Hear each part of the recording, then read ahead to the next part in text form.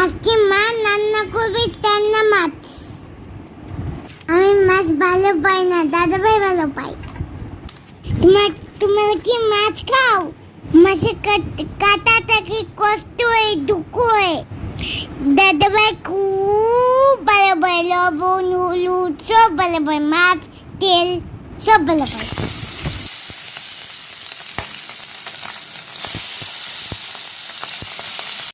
এই যে আমার মাছগুলো ভাজি হয়ে গেছে অলমোস্ট। এখন একটু কড়া করে ভাজি করলাম। আর এখানে আমি রেখেছি মাছ একটু ভাজি হয়েছে।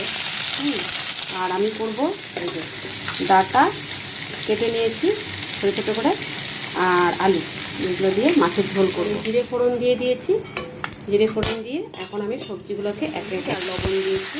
এখন এটাকে আমি ভালো করে কষাবো। যদিও বা আমরা মাছ খাই না, মাংস খাই না, কিন্তু আমার বড় ছেলে মাছটা খায়, মৃগাঙ্ক। তো ওই ছেলের জন্য আমার মাছটা রান্না করতে লাগে। তো ভাবলাম যখন রান্না করবো তো তোমাদের সাথেও শেয়ার করি। আর আমার একটা চ্যানেল আছে mom and sons studio. Mom and sons স্টুডিওতে আমি আমার ছেলে মৃগাঙ্ক আমরা গান গাই।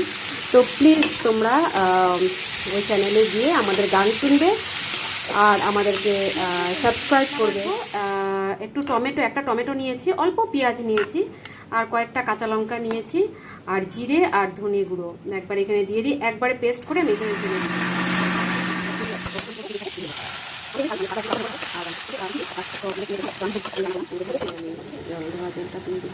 দেখি সেরকম একটু চিনি দিয়েছিলাম আমি।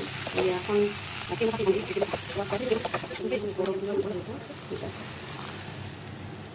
গরম জল সবসময় ঢাললে কি হয়, ওই টেস্টটা নষ্ট হয় না।